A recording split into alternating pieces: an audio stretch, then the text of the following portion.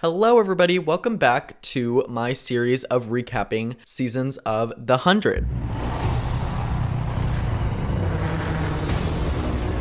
Thank you guys so much for waiting so long for another installment in this series. If you guys would like to see more content like this, please go down below and leave a like, comment, and consider subscribing. And for the love of God, please turn your ad blockers off. Thank you. I just wanted to start this video off by saying thank you guys so much for all of your support in the last 3 months. When I started this channel, I had absolutely no idea that it was going to reach the amount of people that it has. The fact that I can now consider making this like my actual job is kind of insane. Thank you guys so much for continuing to support me into the new year. I have some big videos planned for you guys. And if you would like to support me further, I do have a Patreon down below. I haven't figured out what I'm gonna do on Patreon, if I'm gonna release videos early, if I'm going to do like uncut videos, if I'm gonna do a different style of video on there, maybe like bonus videos. But I do have a Patreon, so if you would like to go down and support me, that would be lovely of you. Overall, I would say that my video on the 100 seasons 1 and 2 is probably my personal favorite video that I have put out because it was something different from American Horror Story at the time. And I feel like I'm the most proud of that one in terms of like editing, and I just had so much more fun doing that than American Horror Story, which not that American Horror Story isn't fun, it's just a lot more time consuming in the sense that the boards take a long time. It actually costs a lot more money for me to make because I have to buy the boards, buy the ink, spend so much extra time on the timeline. Whereas on the 100, obviously I'm using a whiteboard that was like a one-time purchase. These videos are a lot less taxing on my wallet. I also figured that like spreading the videos out like this would make them feel a lot more special than if I was just to release them all like once a week. And I'm so excited for this video today, like so excited. You guys have no idea, because seasons 3 and 4 are genuinely some of my favorite seasons that the show has to offer. Nothing beats season 2, and season 5 is also really good, but seasons 3 and 4 are like peak. They are during the peak of this show before things kind of go a little bit insane in the last 2 seasons, which we will get to in part 3 of the video. There's just something so special about the early seasons of this show that spark so much nostalgia in my eyes. I was like 13 when I watched this show for the first time, maybe a little bit younger than that. I'm not entirely sure, but season 4 was the first season that I watched live. I cannot tell you how many times I've rewatched certain episodes in this era just because there are so many that are so iconic. There are also a lot that were extremely hated in the public eye, and we will get into the entire situation later. More so than seasons 1 and 2, this era of the show introduces us to loads of character turns. Jason Rothenberg, Jason Floppenberg, loves to turn a character into a villain, and he loves to turn a villain into a hero. I would say in this era of the show alone, we have about 5 to 10 character switches. Just putting that out there, it's an absolutely insane number like that. At the time, it was insane to see characters that I thought I knew change sides and develop new feelings on the current dilemma that everybody was facing. I would say the major turns definitely start in season 3.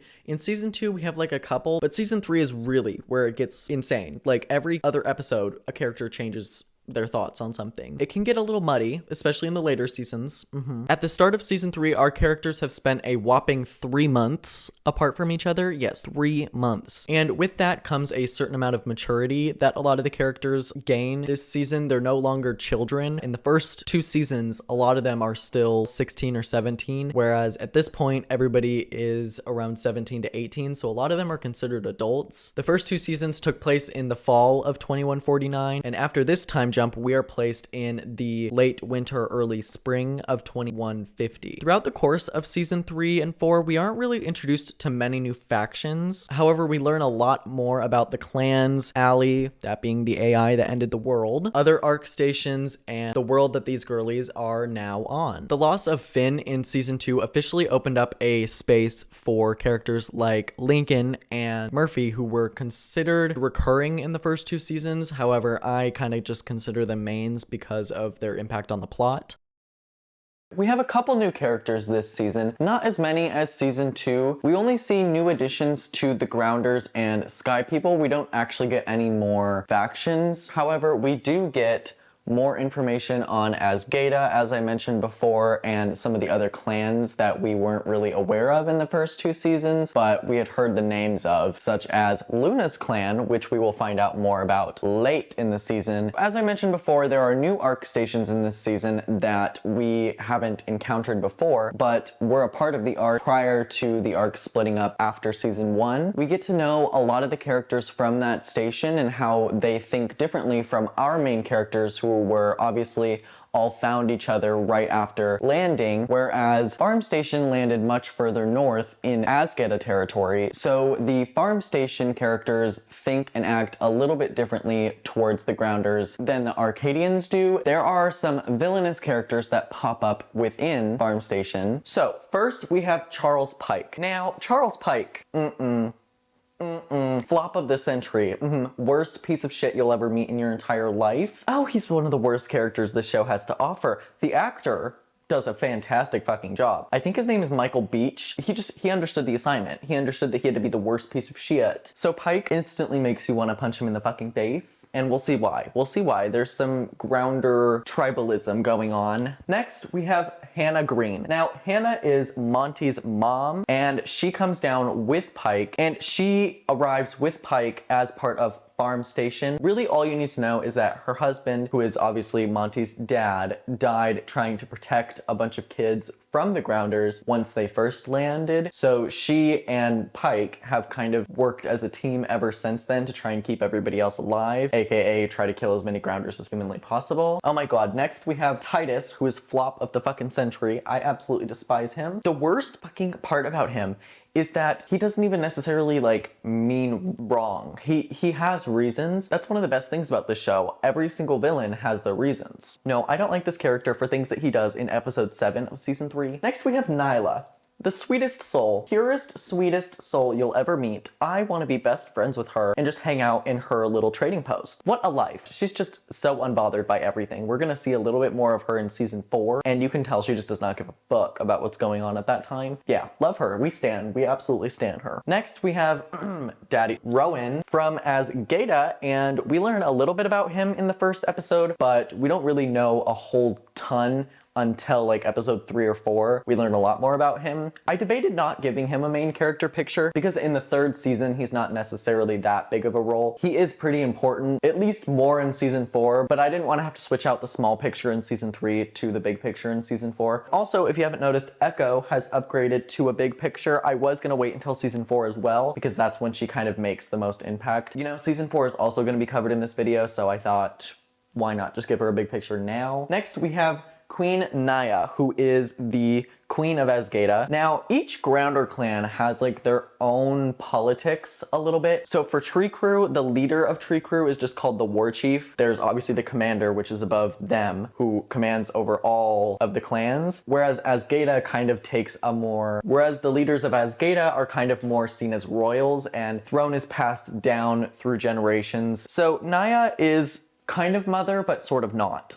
She kind of devoured in the role, but I also don't like the character. So next we have Antari, and she also kind of serves just a little bit. Unfortunately, as much as you're supposed to hate her, she kind of does devour just a little bit in a couple scenes. Next we have Luna, absolute mother, at least in the beginning. She absolutely serves. She has 1 episode this season.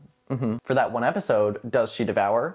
She said, "Come get me while I'm hot, babe." He is supposed to be Nate's boyfriend that we've never even heard of before until this season. Apparently he's supposed to be part of Farm Station, but we don't ever see a reunion between these two. All of a sudden they're just dating again, and apparently they dated on the ARC. We never even knew that he was supposed to be gay. So it kind of feels a little rushed, a little forced, perhaps. I don't know. I'm not a huge fan of them, to be honest. They're both fucking annoying a little bit. Then we have the mother of the century, Becca, and all we need to know about her is that she is the creator of Allie, which is what this season focuses on. I touched on it a little bit in the last video. She is the AI that ended the world, and Becca is the one that created her, and they're both played by the fucking mother of the century, Erica Serra. You best know this fucking bitch is going to eat in a few scenes. Oh, and finally, we have Gina, who is... I debated not putting her on the board, but she is dating Bellamy as of the start of this season, so I had to put her on there, but just know she does not stay around too long or make that much of an impact, to be honest with you. Now that that's out of the way, let's get on into the recap. So in this 3-month time period, we see John Murphy going a little bit insane.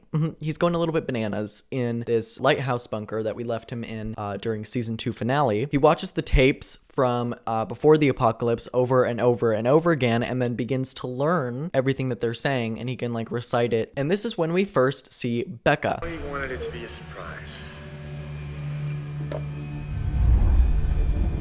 Hello, Becca. Is to make life better, to make life better. Problem,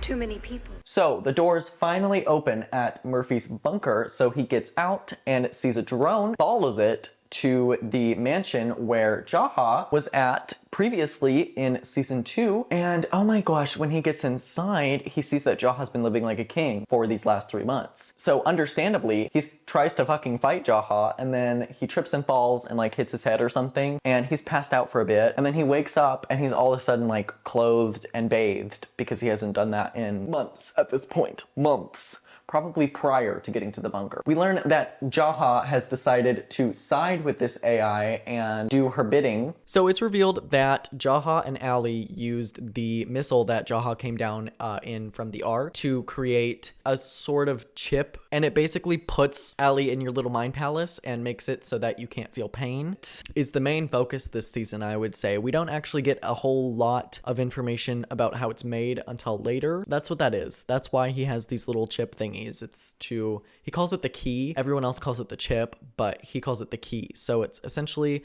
the key to the City of Light, which just so happens to be a city in your mind palace that everyone else can upload to. Obviously, Murphy thinks that this is like a load of shit and that it's just fucking Jaha being crazy again. So he tries to leave, and then Jaha tries to leave as well. Who's there to pick them up? Oh my gosh, Amori from season 2, episode 12, when she meets them in the desert and takes all their shit. Bellamy and Lincoln are training with each other because Lincoln has been shunned by his people ever since he helped the others at Mount Weather and ran away from Lexa. So Lexa has put a kill order on Lincoln at this point. So Lincoln has been living with the people at Arcadia.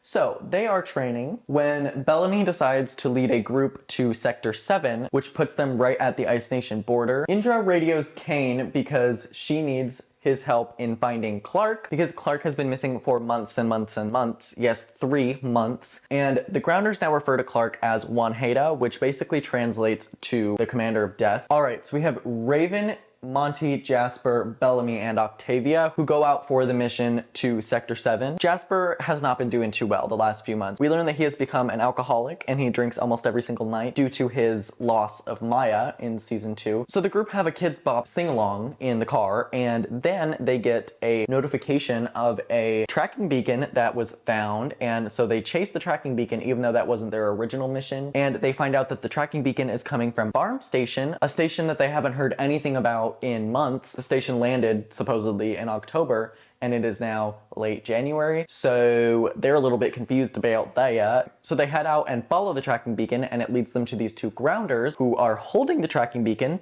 and these 2 Grounders just so happen to be Azgeda, who have basically hated the Sky People ever since they landed. So Jasper, being the fucking idiot that he is, goes up to these Grounders, takes the beacon, and the Grounder like slits his throat, but he's fine. He's not dead. He's just like this little scratch, essentially. Bellamy gets radioed by Kane, so Bellamy and Monty head out to meet with Kane and Indra. For the rest of the group, including Octavia, Jasper, and Raven, they head back to camp. So we learned from Indra that Ice Nation is looking for Clark because she is considered this symbol of power because of what she did at Mount Weather. And we learn that in Grounder culture, basically if you kill somebody, you take their power. And because Clark killed like 300 fucking people in Mount Weather, she's considered very powerful and very dangerous. So that is why Ice Nation is trying to capture her and kill her, because the Queen is after her. So we finally meet up with Clark in this episode. It feels like we haven't gotten any scenes of her. She kills a panther out in the middle of the woods, and we can see that she has her hair dyed red to camouflage herself. She kind of did Houdini before Dua Lipa could even think of it. I come and I go. That's so Clark coded, if we're being honest with ourselves. So then Clark arrives with the panther meat at Nyla's place, which is a trading post. Clark notices the wristband on her wrist, and this just so happens to be the wristbands that the 100 were wearing in season 1 to like transmit their vitals to the Ark. She has one of them, and Clark questions her about it. Then Rowan arrives and asks where Wanheda is, and Clark fucking hides in the back because she's so fucking scared of this man. And then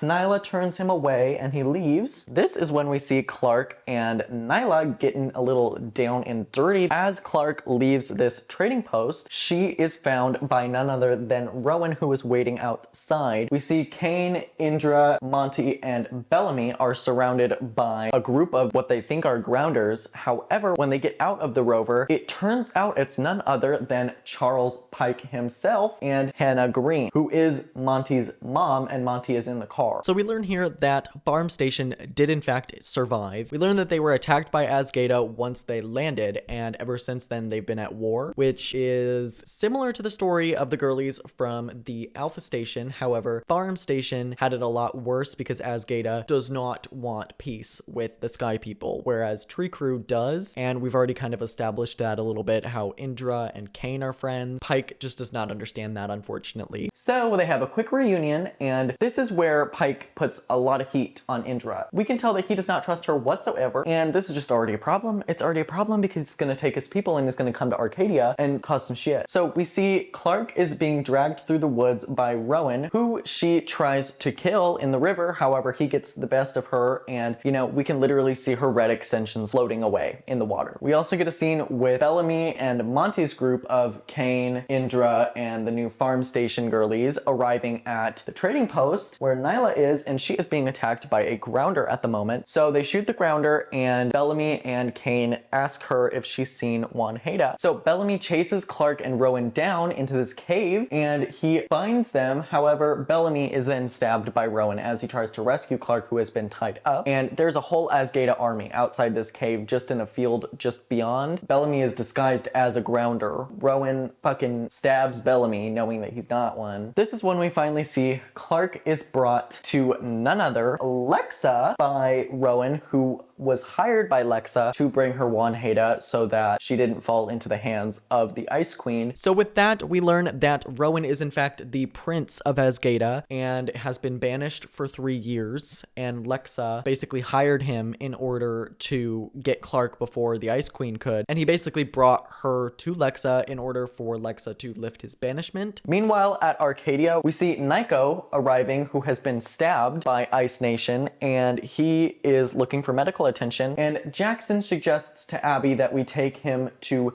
Mount Weather because they have better like medical supplies, I guess. So they move him to Mount Weather, which is something that Lincoln is sort of against, but also kind of not because it's his best friend. Meanwhile, Murphy and Emori kill Jaha's friend, who has taken the chip and become a part of the City of Light. John and Emori flee Jaha after Emori's brother takes the key to the City of Light. They obviously think that that's fucking stupid, so they get the hell out of Dodge, ditch Jaha on the island, or like on a separate island. And at the end of the episode, we see that tower, and we learn that there's this huge city here. It also adds a layer that these girlies aren't primitive and that they have their own culture, they have religion and everything, and we dive a lot into this season, especially with Polis here. Clark ends up staying here for a few episodes, and she gets to learn about their customs and whatnot, which I think is an interesting layer that they decide to put on the grounders, that they're not necessarily just these like people in small little villages, huts or whatever. So part 1 of this episode takes place on January 27th, and part 2 takes place on January 28th. And after a week of Clark being locked in Lexa's tower, Lexa reveals to Clark that she plans to make Sky Crew the 13th clan and make them a part of her coalition, which would be good news for the Sky People, because then that means that no other clan could do them harm, especially since Azgeda is just always fucking attacking them and shit. We see Kane and Abby arriving at Polis for the first time, which is the Grounder capital. We see Lexa training with the next clash of novitiates who are supposedly going to take her place. We learn here that Lexa was the first commander to actually unite all the clans, and that Titus has been serving commanders for the last 4. We see Clark trying to kill Lexa, however she's unable to do it because obviously she's got a little crush on her. Oh my gosh, we see that Pike's group of people, who are about 30, move into Mount Weather because apparently they've decided that that's useful. So Octavia fucking ditches this group and Bellamy comes out to comfort her, and that is when Echo arrives and tries to warn Bellamy that there is an assassin at Polis who's going to go and try and kill people during this summit. We see Clark reuniting with her mom for the first time in 3 months. Then the summit begins and Clark bows to Lexa, which pledges her loyalty to be the 13th clan under Lexa's rule. However, before the ceremony can be complete, Bellamy's group arrives to crash the whole thing and tell them about the assassin that Echo warned them of. However, Echo ended up lying, and the bomber ended up being in Mount Weather. So we see Gina, Gina is killed by this Asgaden warrior. Raven and Sinclair try to stop this guy. However, he is too fast and they are unable to stop him. They do end up getting out, just these two, just 2 important characters here. Everybody else is bombed, including a good portion of his people. So this pisses him off because another grounder has just killed a bunch of their people. Right after he believed Kane and Bellamy that they were good people, Clark decides to stay in Polis to make sure Lexa keeps her word. Everybody else returns to Arcadia. We then get a scene where Lexa bows to Clark and basically promises her that she will not betray her. And at the end of the episode, we get the reveal that Echo is a spy. Then we get the jaw-dropping scene where none other than Emerson is spotted with these girlies. Now, if you don't remember Emerson, I couldn't blame you. He made little to no impact in season 2, but he is the last mountain man that was given the bone marrow and ended up surviving. So this entire episode takes place over February 4th, an entire week after the last episode. At the beginning of the episode, Naya is taken prisoner by Lexa for the attack on Mount Weather because an attack against Sky Crew is an attack on the Coalition. Titus sentences her to death, however, the rest of the council disagrees, and Naya proposes that she and Lexa fight it out, and whoever wins gets to take control of the clans. We see Jasper leave Arcadia to go to the dropship. I don't really know why, and he is followed by Monty, who is highly concerned over his best friend's behavior the last few months. There's this memorial for Farm Station for all those girlies that died in Mount Weather. Bellamy speaks for Gina. You know, I just don't think the audience really cares about her, I'm not even gonna lie. So there's a little bit of a rebellion beginning to form here, because he is absolutely so against the fact that they are now the 13th clan. He doesn't want to associate with the Grounders whatsoever because they did bomb his people. He kind of thinks of them all as one people, even though Asgada is completely different from Tree Crew and they have different goals and ideas. And we learn here that Pike's plan is to strike back before the girlies strike them again. So with this, we see Lincoln is attacked because he is a Grounder in these people's eyes, even though he's been working together with the Sky people for months now. We see Clark trying to poison Naya to no avail because she and Antari see this coming. I've never seen blood that color before.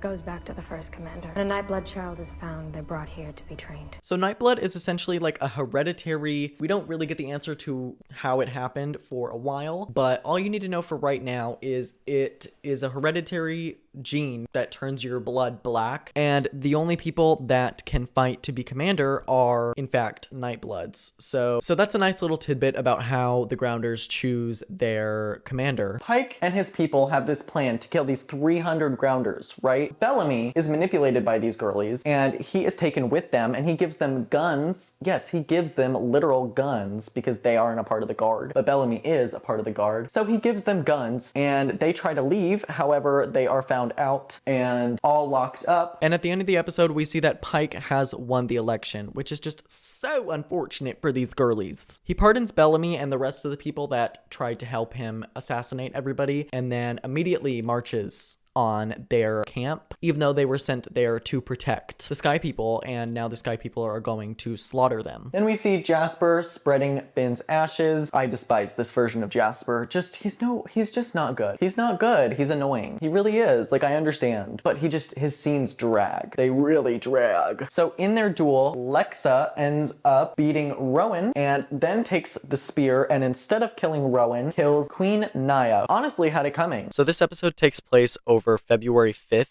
2150, the day after the last episode, and the last couple scenes take place the next day on February 6th. Bellamy has made his choice at this point, and he is fully in on it with these two girlies and the rest of Farm Station. They return from this massacre that they just committed. They all rally the Sky People and try to get them ready for war against the Grounders, even though we were just at peace with them. So we see Clark and Lexa on their way to Arcadia, and that is when they discover the dead bodies of the Grounders that were slaughtered at the hands of Bellamy and the Farm Station girlies. So they set up camp there. Indra was spared by Bellamy because he wanted her to deliver a message to the girlies, and the message is that they need to leave or die because this is Sky People land now. That's unfortunate. And apparently Pike has taken it upon himself to reject the coalition, so they are no longer the 13th clan. Oh, I despise him. I despise him so fucking much because they were just at fucking peace. This is when Octavia sneaks out of camp with Kane's help and goes to try and get the full story from Indra about what happened on the battlefield. Oh my gosh, we see the flop of the century. Jaha has returned with his fuck-ass backpack and the two Grounders with him. One of them obviously being Emori's brother. He returns to Arcadia and some flop character kills Otan, who is Emori's brother, and obviously this is when we see Otan transition into the City of Light as he dies. We see Murphy and Emori have fallen in love in this last few weeks, and they have taken up a Bonnie and Clyde act where they go and rob carriages. Jaha then reunites with Pike, and he tries to recruit him into the City of Light, and Pike's like, I won't get in your way if you don't get in mine. Why aren't you stopping this man in his tracks? He's obviously fucking insane. So then Octavia arrives to Clark, Lexa, and Indra and tells them all about the election and how people actually voted. This was a vote. This wasn't like a coup. This was like a vote. The majority of people voted for this to happen. And Clark's like, that can't be. That can't be.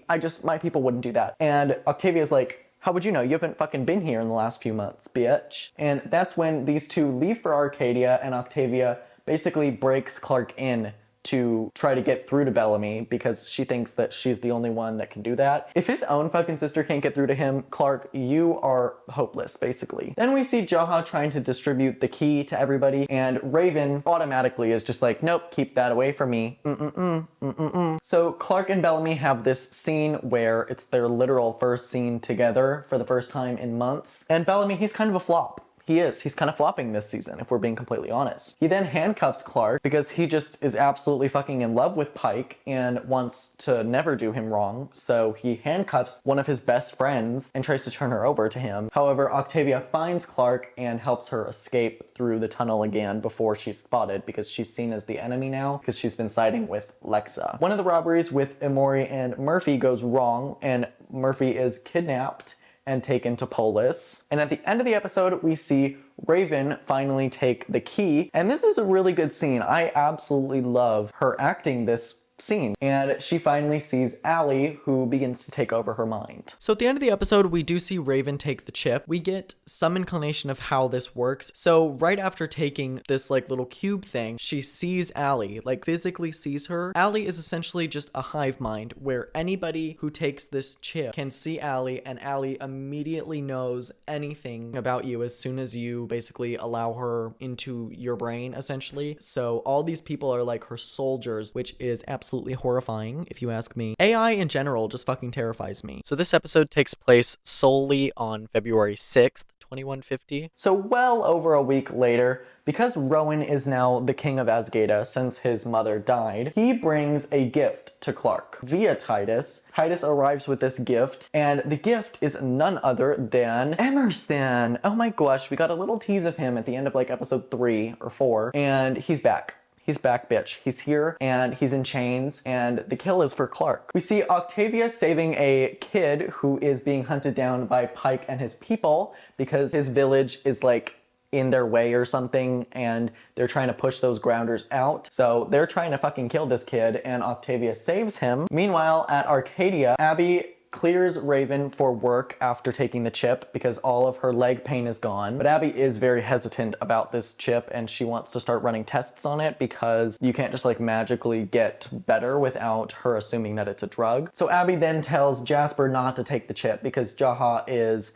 distributing it. Lexa tries to convince Clark not to kill Emerson because that would just be the exact same thing as blood must have blood, and Clark has been trying to tell Lexa for the last few episodes that blood must have blood is not a good solution. Allie is on a mission to search for version 2 of her program with Raven's help. We see Octavia goes to the Grounder village and warns the villagers about what is to come, the attack by the girlies from Farm Station, the flops from Farm Station. They originally take her advice and try to leave, but then they attack Octavia and say, no, we're gonna create this poisonous gas and we're gonna kill everybody that steps in. It is revealed that Jaha has begun to lose memories of his son and shit, because it's not only taking away physical pain, but like mental pain too, like memories and shit. So Abby shuts Jaha down.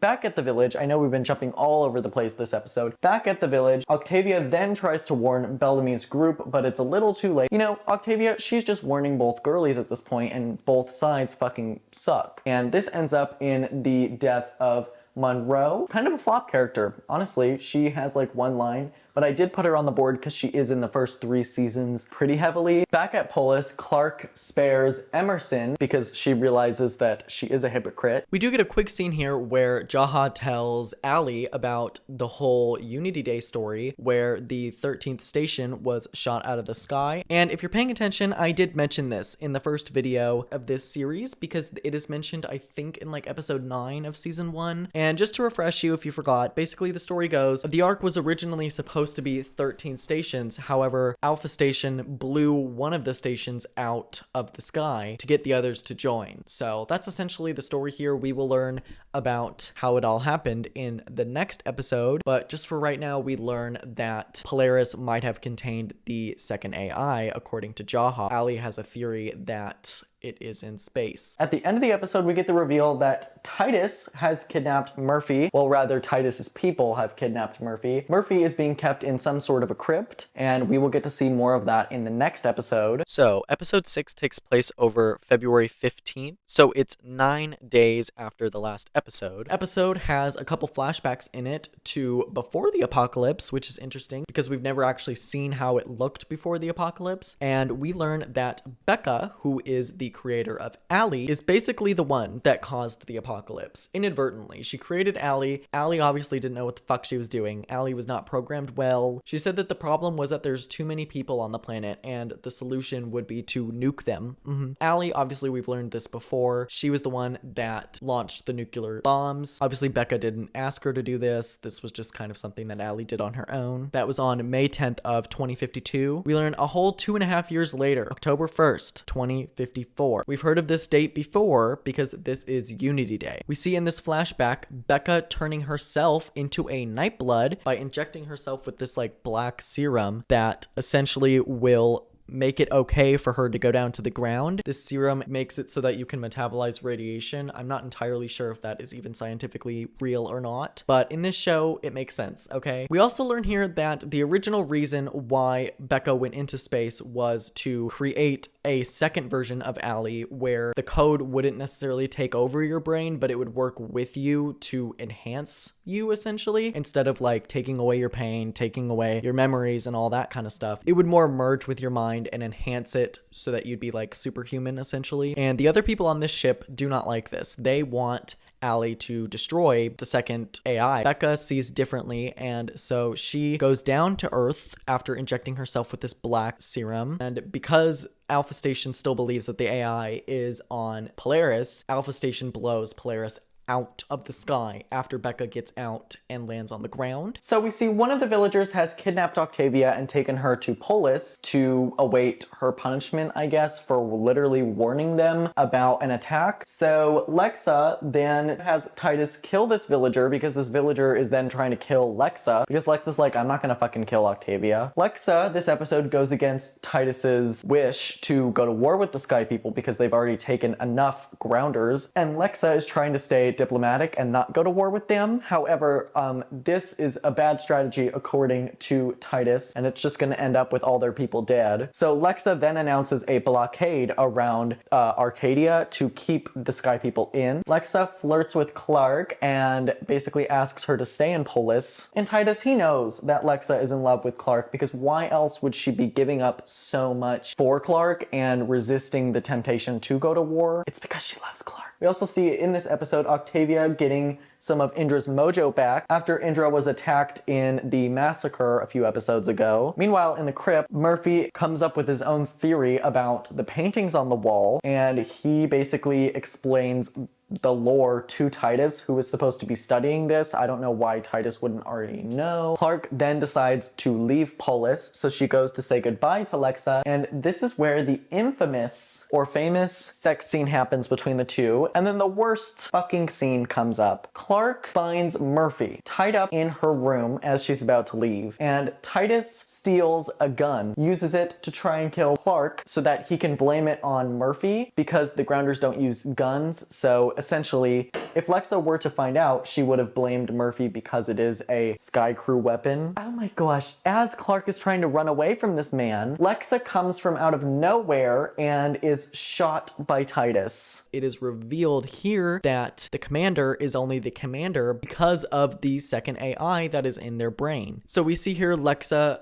gets the AI removed from her head, and Clark is a little bit shook by this. She doesn't know what the fuck is going on. She was like, my girlfriend was a robot. What is going on here? This kind of like leaves everybody shook. This is when we see Octavia and Indra leaving Polis for Arcadia, and Clark and Murphy are trapped in Clark's room. What a fucking flop ending. This was a good episode until the ending, and I stand by that. A lot of people dropped off after this episode because we were so invested in the Lexa storyline. But I guess the actress Alicia, she got a part on Fear the Walking Dead and had to basically pick which one she wanted to continue with, and she picked that one. I feel like people were way more attached to Lexa's character than whatever character she played in Fear the Walking Dead. So I don't know if she made the best choice there, because then they decided to write a literal death. The worst kind of death, first of all. The fact that they had Clark and Lexa finally give us that good representation that, like, I feel like shows weren't doing at the time and still really aren't, gave us the queer romance. And then not even 5 minutes later, like one scene later, they kill one half of the relationship. And it just kind of feels like they destroyed everything that they tried to do there. And they did it in the worst way possible, in my opinion. So the flashbacks obviously take place in 2052 and 2054 respectively. The present day storyline takes place on February 16th, 2150. So then we move on to episode 8.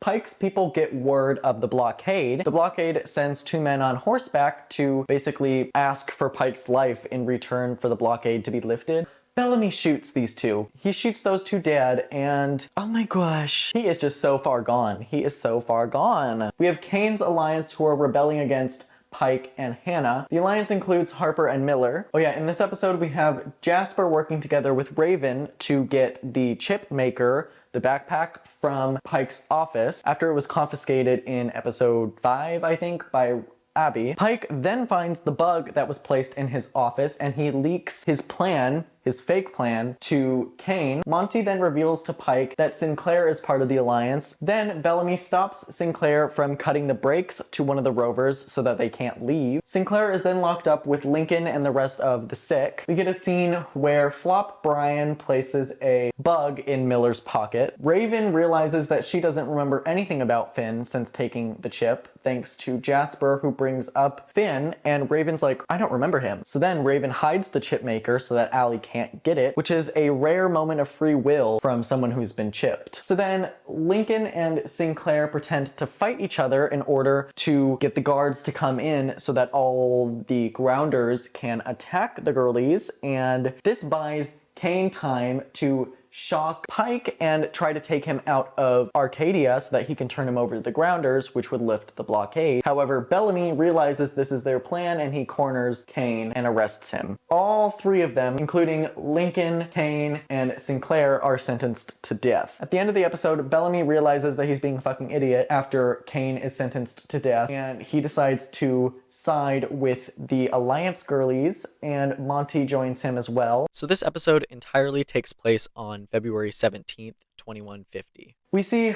Murphy and Clark are finally freed from Clark's room. It's been like a whole day since Lexa died. This is when Antari arrives with Rowan and proclaims that she is going to enter the Conclave. And she is going to win the Conclave, and when she does, she is going to kill as many Sky Crew as possible. The next morning, Bellamy tells Miller about the bug that Brian placed in his pocket, and they really don't trust Monty and Bellamy at this point, even if they tell him about the bug. At the dropship, Bellamy meets with Octavia, who knocks him out and takes him prisoner, with Indra watching over him. So we learn here that Antari did in fact slaughter all of the Nightblood kids. She has decided to take the throne for herself, which is absolutely foul, but also kind of mother if you think about it. Like she really took what she wanted and made it hers, you know? Back in Polis, Clark and Murphy head for the Flame so that they can try and stop Antari's ascension. Titus is there guarding it, and he initially disagrees, but then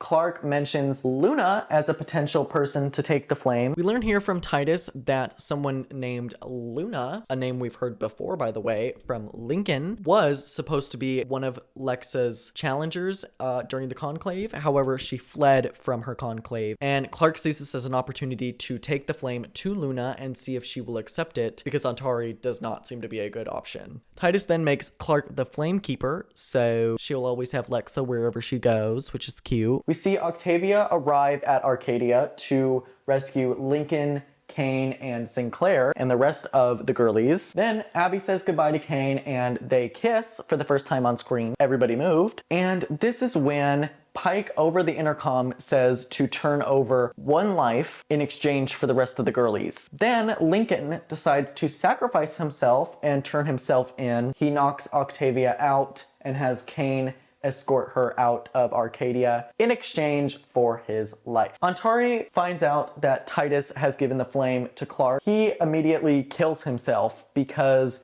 with Titus dead, there's nobody to basically ensure her ascension. So he dies. He slashes his own throat and then says, "For Lexa," because he regrets what he did to his commander. Obviously, he's supposed to protect her, and he ended up killing her. So there's that. Indra hears the Ascension call and leaves for Polis. And at the end of the episode, we get one of the most emotional scenes, I would say, almost as emotional as the Lexa death, which would be Lincoln.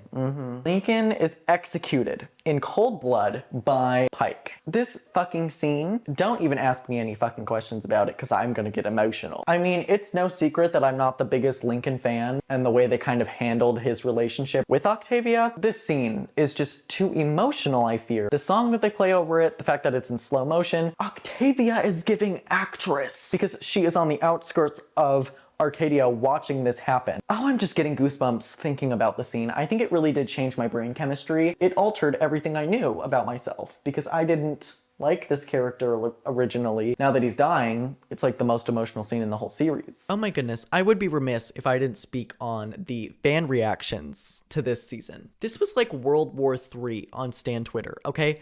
People who were for Bellarke, which if you didn't know is the Bellamy Clark ship name, people in that camp were so fucking happy that this happened.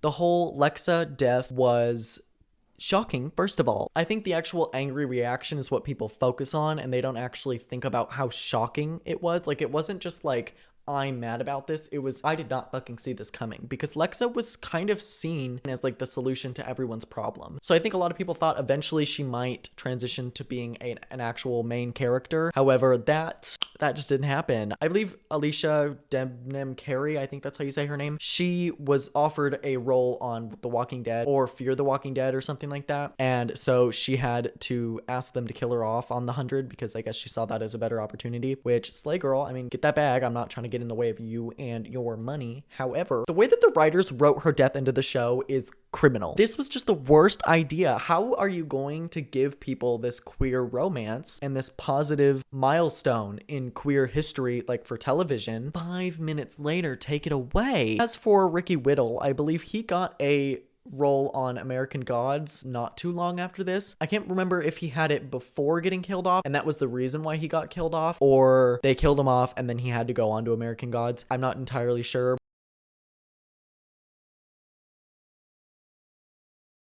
Apparently he slayed over there, so that's good for him, but these two deaths happening almost back to back was absolutely shocking for a lot of people. And I think season 3 is where most people drop off with the show, which is unfortunate because I do think that seasons 4 and 5 are also very good. And season 3 is just kind of like in the middle and a lot of people don't like it. So I do understand why. There was hundreds and hundreds of fan petitions shit to cancel this show. Like just hundreds and hundreds of tweets and Instagram posts and forums on all this shit. There's hundreds of fan fictions, all that kind of stuff that were like literally in protest of these two deaths because they happened at such a crucial time. Specifically the Lexa death, I think really sent people over the edge. I think the Lincoln death was kind of just like another pile of shit on top of an already dirty diaper, essentially. I think that just caused a lot more people to tune off, but it was originally that first death for Lexa that really sent people over the edge. So carrying over from the last episode, this episode starts on February 17th and ends on February 18th, 2150. So it's the next morning, and Bellamy, who has been left alone by Indra in the cave, he is at this cave when the rest of the girlies, including Octavia, Miller, Harper, Sinclair, and Kane, arrive at cave, and Octavia beats the absolute living shit out of her brother because this is his fault. It really is. If it wasn't for Bellamy siding with Pike, Lincoln would still be alive, and I'm gonna stand by that. Meanwhile, in Polis, we get a couple of scenes with Murphy and the new commander Antari, who is not really the new commander because she doesn't have the flame. And she is like flirting with him, holding him in a dog chain. It's a whole thing. I don't really want to speak too much about it because I don't really care that much, but yeah. Oh, we see Raven absolutely eating down. Raven is trying to block Allie out by like overstimulating her brain, listening to music, singing, watching a TV, working out, a bunch of shit. Hannah basically reveals to Monty that she turned him in. So he leaves camp for the dropship so that he can safely be brought in to the Alliance. Raven comes up with a plan to literally EMP Allie's code out of her mind with Abby and Jasper's help. The only way to do that is with the wristbands from season 1. They're gonna somehow reverse engineer them into like an EMP, I guess. And however, Allie then tortures Raven and gives her back her pain. And Raven then submits and becomes 100% Allie, and basically Raven is in the City of Light, unable to control her body. So Raven, who is Allie, gets Abby to take the chip because she tortures Raven. Allie tortures Raven by getting Raven to cut her own wrists, and this freaks the fuck out of Abby, obviously, because Abby loves Raven. So Abby then takes the chip. So the girlies arrive at the dropship and discover that Pike has followed Monty and cornered the rest of the Alliance, and Bellamy then sides with Pike again to head to camp. However, Bellamy is playing Pike and he turns Pike in as soon as they hit the blockade line. Kane follows the Grounders to Polis, where they are taking Pike to the new commander to await his fate. At the end of the episode, we see Jasper kidnapping Raven and taking her out of Arcadia because she's obviously losing her mind. And this is when Jasper gets in the rover and almost hits Clark because Clark is right outside of Arcadia as the rest of the Arcadians are attacking them because all of them are chipped. Yes, Jaha's army has grown and they are all shooting at Clark. Abby is just smiling at Clark and Clark's like, what the fuck is going on? Because Clark Clark doesn't even know about the City of Light. She's been kept away from that whole storyline this season, so she doesn't know what the fuck is going on. She doesn't know why Raven is tied up in the back. So we see Clark and Jasper arrive at the Alliance Cave with the rest of the girlies, but they are out of an EMP for Raven. But then Clark remembers that Nyla had one of the wristbands from like the first episode when she was at Nyla's trading post. So everybody heads over to Nyla's, and when they get there, Nyla is a little more than hostile towards the girlies because obviously Sky Crew has killed a lot of grounders, and one of those grounders ended up being Nyla's dad. So Nyla is a little hesitant to let them into her shop. Raven is tied up in this episode. This is one of my favorite episodes, hands down. The acting, We see Raven do things like dislocate her shoulder this episode to try and get out. It's a lot of fun. It's a lot of fun. And so we see Monty and Octavia head for the dropship to try and get some part for the EMP that's at the dropship. While there, Hannah arrives, and Hannah has been chipped, by the way. Hannah's been chipped. She tries to attack Monty and learn where Raven is. Then Octavia comes for the rescue,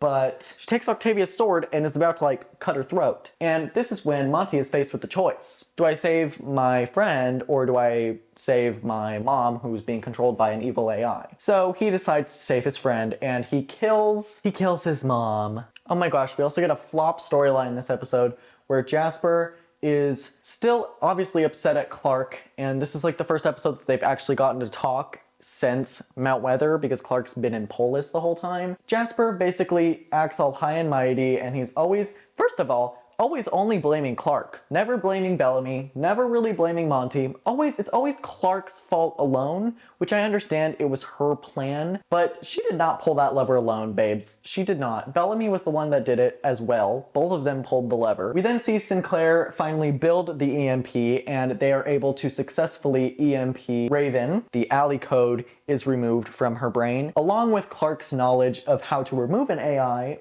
which she saw from Lexa, so she does the same thing by cutting open the neck. So episodes 10 and 11 both take place on February 19th, with episode 11 taking place in the night. We see Miller and Harper and Brian, who are on the run. Obviously, they are all a part of the Alliance. I believe it is Miller that tells the other two this ghost story, and before he can finish, they are kidnapped by a mysterious figure, and we'll figure out who that is later. Meanwhile, in Polis, we see Amori is reunited with Murphy. Clark's group all arrive at Arcadia to find Lincoln's notebook, because in this notebook is a drawing of a map to where Luna is, because that's their whole plan, is to go to Luna and basically force the flame on her. So Octavia goes and finds the book in Lincoln's room, and she gets really emotional about it, and girl, I feel so fucking bad for her. Clark and Raven, along with Sinclair's help, figure out the passphrase for the flame with the help of Becca's notebook. So we learn here that Amori is in fact chipped, and she's learning about the spirit of the commanders, aka the second AI, from Murphy, who is telling Amori about it. And we get to see here that Allie is literally processing this information through Amori, which is interesting, but we don't actually know that Amori is chipped, I believe, until John figures it out. And then all of a sudden, the girlies, one by one, are kidnapped by none other than Emerson. Oh, that bitch just doesn't fucking die. Minus Clark and Bellamy, and puts them in this airlock. And when he kidnaps Raven, he kills Sinclair. Oh, Sinclair. Oh, a good side character. Not a flop. Love him so much. He does so much for the plot. I loved Sinclair, and I'm kind of sad that they killed him. The amount of crosses that I've had to put on in this season, it's absolutely ridiculous. We have Lexa, Lincoln, Titus, Queen Naya, Monroe, Sinclair, Hannah. It's ridiculous. There's so many fucking people that die in this season, and for what? Meanwhile, in Polis, we see Jaha arrive, and he begins distributing the chips along with Antari's help, because Antari is now chipped as well. Antari locks Murphy up and sides with Jaha and the chip. Everyone in Polis basically takes the chip right after this, because Jaha has manipulated the commander into literally commanding everyone in Polis to take the chip. Meanwhile, back at Arcadia, Clark confronts Emerson, who has everyone locked in the airlock and is ready to suck all the oxygen out of the airlock in order to kill them. And this is when Clark is resourceful and attacks Emerson and uses the flame to kill Emerson, because if you remember, anybody without Nightblood who takes the flame will kill them basically because it's not compatible with their blood. And as the girlies leave Arcadia, Octavia finally gets to burn the dead body of Lincoln, who only died a few days ago in the show. Then everybody leaves except for Raven, Harper, Miller, and I think Monty are the ones who decide to stay in Arcadia. So this episode takes place 2 days after the last episode on February 21st. So in this episode, we get a flashback to 2 weeks before the 100 are sent to the ground. We learn a bit of Pike's backstory. I'm not entirely sure why they decided to give Pike a backstory, although it kind of makes sense because they hadn't really given backstories to Murphy, any of the girlies on the arc, that being Jaha, Kane, or Abby. We hadn't really seen them in many flashbacks. We did see Abby and Clark's. We get a small couple scenes with them. This is not my favorite. This is not my favorite flashback. It's actually one of my least favorites. Basically, all you need to know is that Pike teaches an Earth Skills class to the delinquents before they are sent to the ground, and he ends up getting in a fight with Murphy, and Murphy and him get into a fist fight. Then Kane comes in and breaks it up, and then the girlies are sent to the ground. It's kind of a pointless flashback, if I'm being honest with you. We then see the return of Kane and Pike, and they arrive at Polis, and it is overrun by the City of Light girlies. Everyone there is chipped. Kane immediately rejects the chip Pike, and both of them are locked up in the Grounder's jail. Indra, Murphy, and Pike all try to work together to escape. However, before that can happen, Indra frees herself because her chains are a little loose, and she tortures Pike for the crimes against her people that Pike helped commit. Meanwhile, Clark's group all arrive at the sea, and they realize that Luna's clan is gone or was never there. Then they realize that this plant turns their fire green, and Octavia looks in the map and realizes that that's the same fire, so she realizes that this is sort of a signal fire. They end up signaling Luna's people. Oh, and then we get the most fuck-ass scene. In Polis, Kane is crucified. Back at the beach with Clark's group, they are kidnapped by Luna's people and forced to drink this tranquilizer. At the end of the episode, we find out that the girlies are on Luna's oil rig. I was kind of like expecting like a ship or something, but an oil rig is kind of an interesting twist. And then we see Kane take the chip finally. Oh. The flashbacks in this episode take place 2 weeks before the 100 are sent to the ground in August and September of 2149. Present day storyline happens on February 22nd and 23rd. We see Indra and Murphy's group go for the backpack because if they can shut down the backpack, they'll shut down Allie. Meanwhile, in Arcadia, Raven and Monty have the flame, and they are trying to get into the City of Light to shut down the kill switch. This is when Harper puts the moves on Monty, and they end up having sex. And as you can see, I've added a little pink line because they are now together. And they are so cute together. Murphy has Amori tied up, who he realizes has been chipped. And before he can destroy the backpack, she warns Murphy that there's a nuclear fuel cell in it, and if he blows it, then the entire city will just fucking explode, I guess. Meanwhile, on the Flow Crew rig, obviously Luna has denied the flame. Clark's group has been trying to get her to take the flame all night, and this is when, all of a sudden, as they're about to leave, Allie and her people have arrived on this rig. They attack Luna's people and lock Clark's group up in a shipping container to prevent them from saving Luna and her people. Luna is waterboarded. So, with Pike and the others trying to destroy the backpack and Raven trying to destroy the kill switch from Arcadia, Allie has no choice but to upload her code to the Ark. So she somehow, I don't remember how, because she's plugged in to the Polaris escape pod that Becca used to get to the ground. Backpack is plugged in, and she uploads from there to the Ark. I don't know how exactly that makes sense, but I guess it's because they used the same systems as the Ark did because they were to be part of the Ark. That obviously went south. This is when Clark, Bellamy, and Octavia, they all escape from the shipping container and help kill the girlies who are attacking Luna. Luna kills her boyfriend Derek, and then she denies the flame a final time and sends them on their merry little way to go and try and put the flame in Antari, even though that would be an awful plan because Antari is already chipped. So Yeah. The next morning, Clark's group then wakes up on the beach again, and that is where the episode ends. So this episode takes place on February 23rd and 24th, 2150. Rowan arrives. We haven't seen him in a few episodes. He arrives and tries to kill Clark. However, Bellamy shoots Rowan in the leg. Their group all then leads to report back to Arcadia with Raven and Monty's group. Clark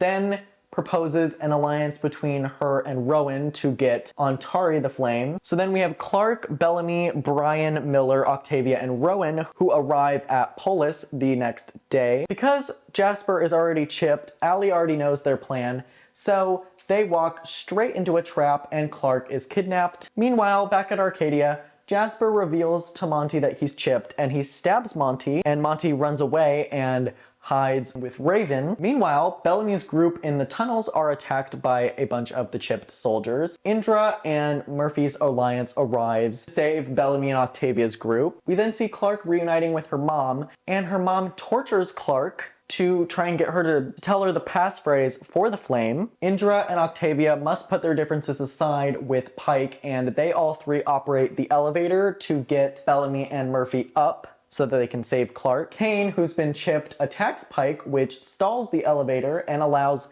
people to come into the elevator on all these floors, which Bellamy and Murphy must kill. Raven enters the Citadel, which is like this top secret place in the City of Light code, and she sees the kill switch and tries to press it. However, she fails. Monty then stops Jasper from killing Harper. Jasper is locked up. Meanwhile, back at Polis, Abby realizes that torturing Clark is not going to work. It's just not going to work. Abby decides to hang herself. Well, I guess Allie decides for Abby to hang herself in order to get the information from Clark. However, Bellamy and Murphy arrive to cut Abby down. Right before this happens, Jaha kills Antari, so that they can't put the flame in her. So basically they're out of options at this point. Clark uses the final EMP on Abby instead of Antari, who is brain dead. The Alliance has taken the tower at this point, so the chipped soldiers climb the tower, like without even using the elevator. They climb the outside of the tower to try and get in. So it's not looking good for these girlies. It's not. Clark makes the executive decision to put the flame in her own head using a transfusion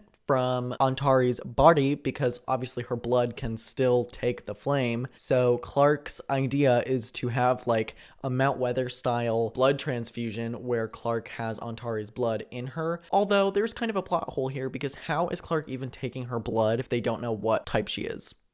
Then Clark realizes that she also needs to take the chip in order to get into the City of Light in order to shut the kill switch down. She says that the AI, like the spirit of the commanders, will protect her once she's in the City of Light and she won't become one of Allie's followers. Plot convenience. We see Clark receive a series of signs while she's in the City of Light to where the kill switch is. Octavia then decides to leave Pike to defend himself when they're both supposed to be defending together.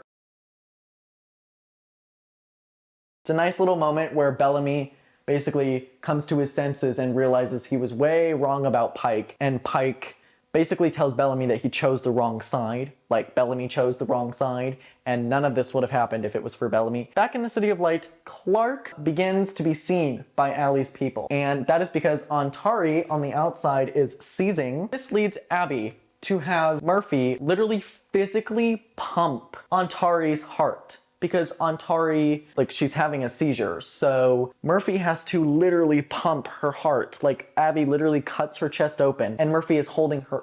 It's disgusting. It's fucking foul. Meanwhile, back in the City of Light, none other than Mother Lexa arrives in Clark's mind because she has the flame in her head, and Lexa saves Clark from getting attacked by the chipped soldiers. Raven then codes a, Raven on the kill switch door, and that allows Clark to slip in. And this is where these two have their final kiss and they say goodbye to each other.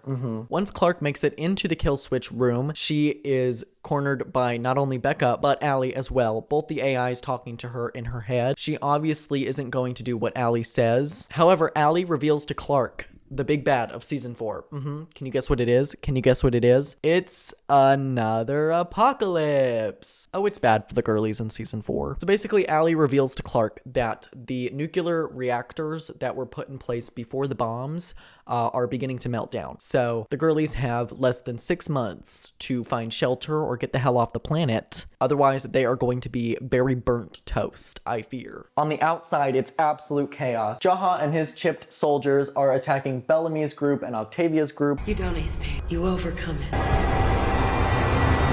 So everybody reunites with each other. And Maury reunites with John, and she says she's sorry. Abby and Kane reunite with each other, and Kane has a whole mental breakdown. Jaha, who fucking started this whole thing, has nobody to reunite with. Nobody really fucking cares about Jaha because this was his fucking fault in the first place. Everyone else is just his fucking victim. Back at Arcadia, we see Jasper apologizing to Monty, and that's how the girlies in Arcadia know that the City of Light was shut down. And finally, in the last scene, we see Octavia finally get her revenge on Pike. It's just such a cathartic moment when he finally dies, and Octavia just, that's my girl. That's my girl right there. So the 2-part finale takes place on February 24th and 25th. Overall, season 3 is not one of my favorite seasons. I think it has a lot of issues. Obviously, the Lexa and Lincoln deaths are a main issue that it has. The fans kind of really turned on the show at this time. It's kind of unfortunate because I feel like the Hive Mind season was done really well. It just took so long to get set up because they were focusing on like Pike and Octavia and that whole situation. The whole Allie takeover doesn't happen until episode 10. So it really feels like a mini season within the season. So we learn that the Grounders call the apocalypse Primepia, and that is what the main villain is this season. We have a couple other characters that take on villainous roles, and I'm going to get into them later. For now, just know there is no main villain this season. It's just the apocalypse. I would say this season takes a little bit too long to get going, but once they actually get into that like survival shit with like trying to find food and clean water and, you know, all the plants dying, once they get into like the actual apocalypse and we learn about possible solutions of surviving the apocalypse, that's when I think that this season is like at its best. Other than that, it can kind of take a while to get into the swing of things with this season. So let's get on into it. So believe it or not, season 4 only introduces us to about 4 or 5 new major characters. There's not that many new characters that show up because there aren't new factions in this season. We are essentially just dealing with the apocalypse this season as our main antagonist. So there's a couple, but not that many.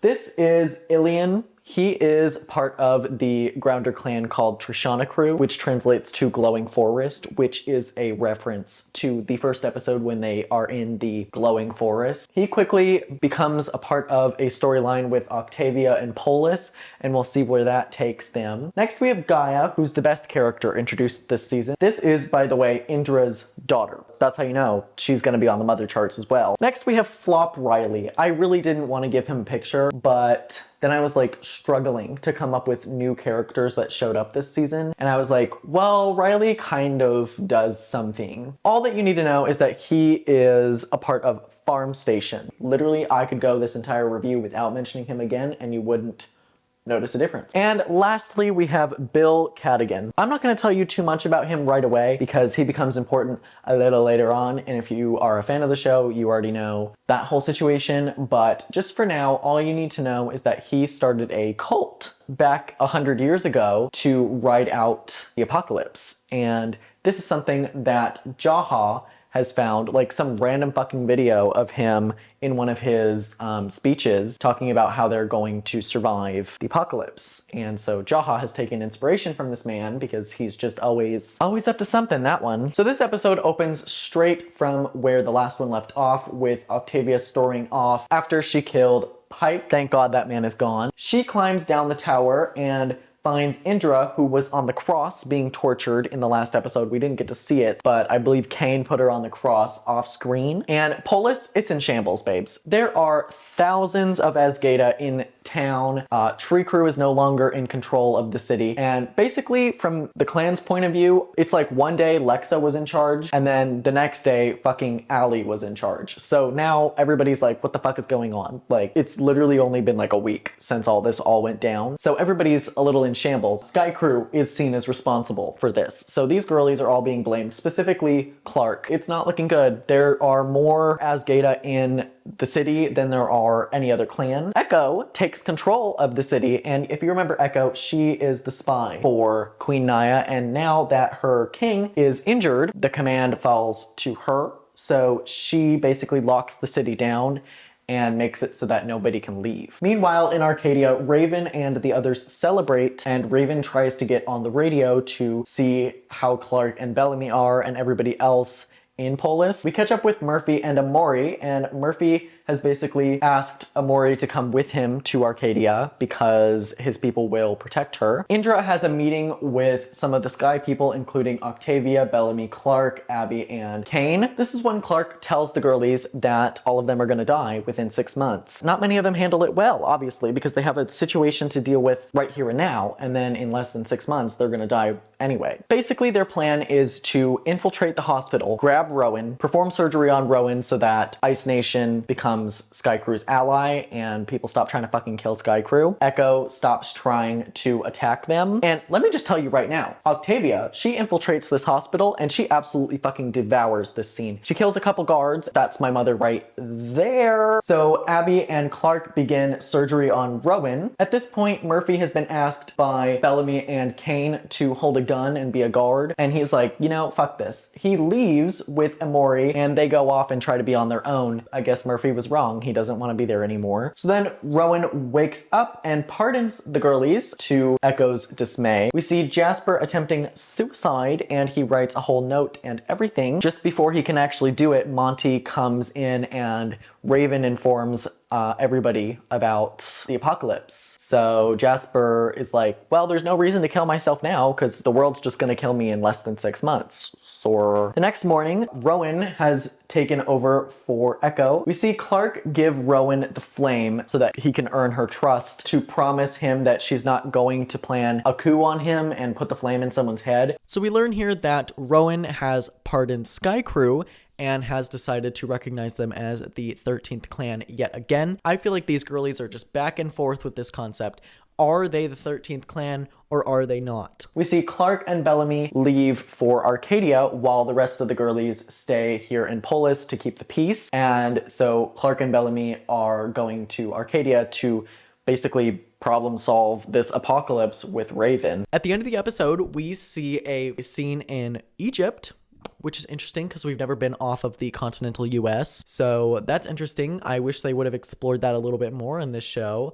But in Egypt, we can see that the pyramids have basically had the death wave come over them. But yeah, so that's a little teaser of what's to come. So this episode takes place on February 25th and 26th, 2150, carrying over from the last episode. So we get a flashback to February 24th, the day that Allie was shut down. We meet this guy, Ilian, and he tries to get his family to take the chip. After he kills the brother, Allie is shut down immediately, and he has to say goodbye to his mom because his mom is like injured or something. So in Polis, it's just under 2 weeks later. Abby and Kane are having sex. Oh my gosh. For the Abby Kane stands out there. And we see Octavia with a sleigh, little ponytail hairstyle going on. She overhears Ilian and another man from Trishana Crew. They are planning a assassination on Rowan to take the throne. We see Clark and Co trying to come up with a plan to save everybody. And their first plan, according to Monty, is to use the Ark. What a slay little concept. They're going to revitalize Alpha Station, which is obviously now Arcadia, and the building of Arcadia is obviously the ship. So there's that. That's a little slayful little concept. Bellamy and Monty plan a trip to Farm Station because they need a hydro generator because the Ark does not have one. Now that they are planning to survive in the Ark, they need that. So they head to Farm Station, immediately are attacked by Asgata. Not these characters in specific, but people who haven't gotten the memo that they're friends. And while they're there, they grab the machine. However, they decide to use it to free the farm station sky crew that are being held captive, such as Riley, this Hydra generator as a bomb, I guess, and blow it up, and it kills all the Ice Nation, and they end up freeing all the prisoners, including Riley. We see Jaha trying to help Raven prepare the ship for the apocalypse. Back in Polis, we see Echo training with Rowan, who is obviously going to be challenged by the people of Trishana crew. So the people of Arcadia don't know about the apocalypse, and Clark is putting this off. We then see Octavia go into the Trishana crew ambassador's house, and she kills him. She kills him, and she devours. She does. I don't care if this is wrong. She's just trying to protect her king. The next morning, Rowan announces that the ambassador is dead, and while Octavia and Ilian are in the crowd, he accuses her of killing his ambassador. Oh my god, then we get the flop scene. So Brian breaks up with Miller because Miller didn't want to save the farm station flops from farm station. Brian, because he is farm station, got offended by this. He breaks up with Miller, and we never see him again. I'm not going to put a cross on him because I don't know if he actually died or not, so, but just know he's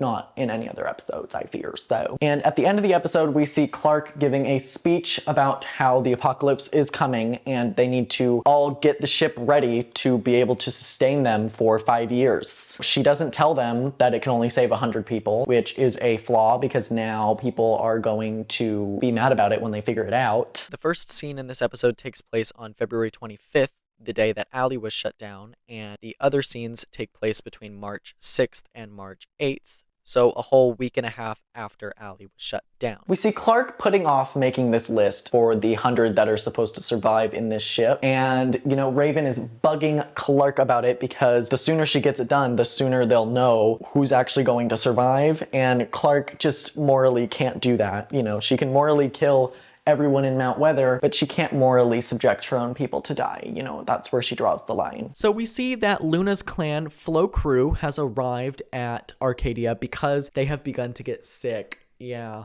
the fish are dying, according to Luna and Nico, who arrive. Interestingly enough, Nico is Tree Crew, and we know that Tree Crew and Flow Crew are allies. In Polis, we learn that the flame has been stolen by a mysterious new Flamekeeper. So we get a scene where Raven explains that the radiation is coming sooner than they thought, and it's going to be way sooner than 6 months because the fish are dying, the plants are dying, and there's just about nothing they can do. And at this timestamp, we get an actual map of the world and some little spots on it that we've seen before. So then we see Jaha telling the girlies about the Second Dawn bunker. So we get a flashback to 2 weeks before the apocalypse in 2052, and we meet this guy, Bill Cadigan, and this is the guy that Jaha is obsessed over, and we learn that this guy built a bunch of bunkers nearby to try to sustain his followers. That's what their plan is this episode, is to go and look for these bunkers in order to see if they can get in any of them and survive the next 5 years. He thinks he knows where this bunker might be. Him,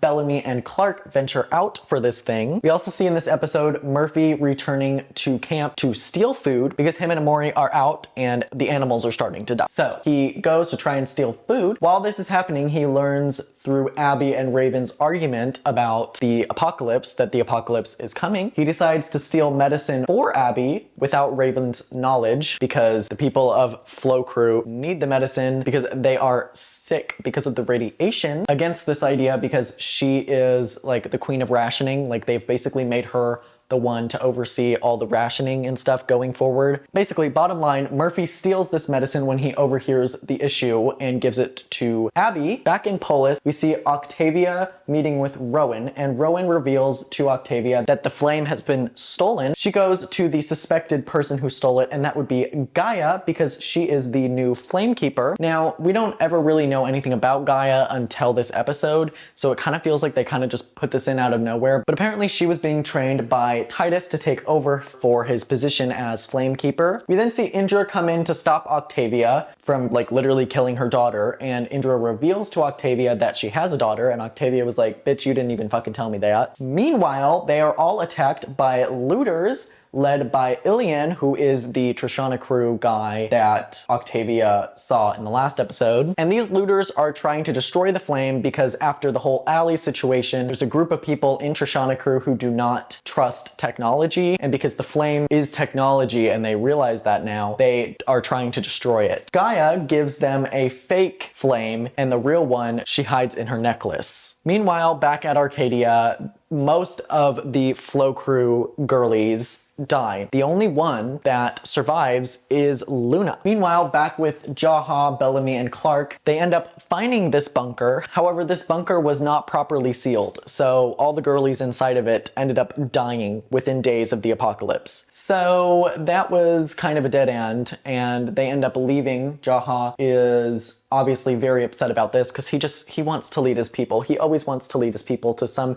salvation, but it's just never going to work out for him because he's not a Messiah. And the next morning, we see Murphy returning to Emori, and he brings her to his camp now that he's learned that the apocalypse is happening. So basically returns for the shelter. We finally see Clark making the list, and she puts Bellamy's name on it, but she refuses to put her own name on it because she just feels like she doesn't deserve to survive. However, Bellamy comes in and puts her name on it, thus completing the list of 100 names. And at the end of the episode, we see Luna has survived the radiation, so really the only thing that sets Luna apart from the other girlies is the fact that she has Nightblood. This episode takes place on March 14th and March 15th of 2150, with a small little flashback to April 19th, 2052. So we learned that Nightblood may be the new solution because Nightblood metabolizes radiation, and they are planning to use the last Nightblood, Luna, to create as much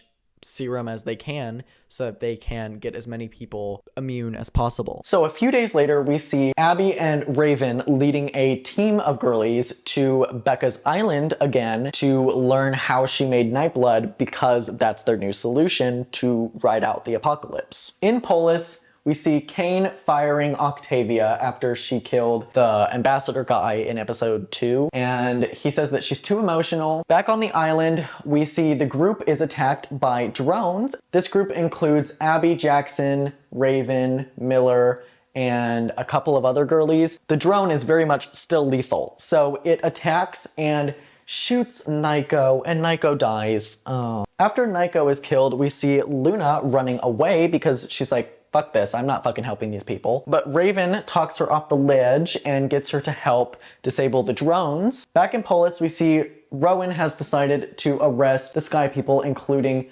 Kane and Bellamy, who arrives in Polis shortly before this, and Octavia runs the fuck away because she is wanted now. So he decides to do this because Echo brings him the information that the girlies are building their ship to only be sustainable for the Sky Crew. Then Kane tries to tell Rowan about the Nightblood solution, and he doesn't believe him. Jasper finds the list of 100 names and tries to leak it. However, Clark has him arrested. This in turn causes Monty to read the list out on an intercom, which pisses everyone off. Octavia runs away from Echo, who is chasing her, and these two have an epic duel on this ledge. Octavia, she comes up short, and she ends up getting stabbed, and then she slips off the cliff and presumably dies. Everybody just thinks she's dead for a little bit. Meanwhile, back at the island, Abby's group arrives at the lab. We then get a scene where Bellamy is informed by Echo that Octavia is dead, but he has a breakdown about this. And then we get a scene where Octavia gets on her horse while having an actual stab wound. That's my mom right there. I'm just being honest. So this episode takes place on March 18th, 2150. So in the beginning of this episode, we see that Raven has a seizure, which is an effect of Allie being in her brain still because they used the EMP in season 3 and she wasn't technically fully removed from the City of Light like everyone else was, I guess. They had to EMP Raven in like episode 11, I think, of last season. So that's why Raven has all these new like problem solving skills and memories and ideas. We see Ilian find Octavia on her horse and he decides to help her out and bring her to Arcadia. However, he has ulterior motives and we're going to get into that. Back at Arcadia, we see Nyla bringing Clark supplies and Clark tells her about about the apocalypse and how Nyla needs to stay in Arcadia because once they have Nightblood, the people in Arcadia are going to get it first, and Clark would feel better if Nyla was to get the Nightblood solution first. However, then Octavia returns with the help of Ilian. Clark immediately goes to Octavia, and Octavia warns the girlies that Azgeda is on their way, and Clark tells Harper to get Miller's dad and Monty to get a team to go out and prepare defense because Azgeda is marching on them. So Sky Crew has this showdown with Azgeda in this like cool little gorge area, and Riley, who they armed for some reason, is also at this showdown trying to defend. He's a loose cannon, so he goes out on his own and tries to kill Rowan while Rowan is out talking terms with Clark in the woods. Clark and Rowan make a deal to share Arcadia 50-50 in case the Nightblood solution doesn't save them. So now that cuts the Arcadians' numbers down from 100 people to 50 people. So that's not very good. We see Echo allow Bellamy to lead her to where Riley is to stop Riley from killing Rowan. Back at Becca's lab, Raven finds a rocket that would allow them to go into space to make Nightblood. Meanwhile, back at Arcadia, Ilian, his ulterior motive is to destroy all the tech. He's there to destroy all the tech in Arcadia. He fucking sets it on fire, and the whole ship begins to burn down. When the guard and Clark and then the Azgeda girlies arrive, it's on fire, and it's not going to save anybody. I despise this man. So this episode takes place on March 19th, 2150. Basically, this enrages the Sky People so much that they all attack Ilian. However, Kane stops them from killing him. They hold him in the hospital. Rowan helps the Sky People get the last barrels of hydrazine that they have left to the island so that Raven can get the rocket up and running. We also see in this episode Octavia continuing to shun Bellamy for his role in the death of Lincoln. Clark and Bellamy's group are attacked, and Clark is mysteriously taken. Rowan suggests that it is Tree Crew that took Clark because Tree Crew and Azgeda hate each other, and Azgeda and Sky Crew are now friends, so Tree Crew must have been the ones to take Clark. However, Rowan and Bellamy realize that it was probably actually Azgeda that took Clark because most of Rowan's people disagree with the treaty with the Sky People, so it only makes sense that it was one of Rowan's people. Meanwhile, back at Arcadia, the Arcadians want to kill Ilian. Kane does not let it happen, but Miller's dad knocks Kane out, which allows Octavia to take Ilian out, and she basically attempts to execute him in a very similar scene to how Lincoln was executed back in season 3. However, Kane stops her. We see Bellamy leaving for Arcadia and Clark leaving for the island with Rowan, and they discover one of their barrels of hydrazine was shot by an arrow which emptied it. So it's already going to be a tight trip up into space. So they basically have to use all that they have left now, and they don't have any extra, which is unfortunate. So Ilian finds Octavia in the woods after she runs away in the last episode from trying to kill him,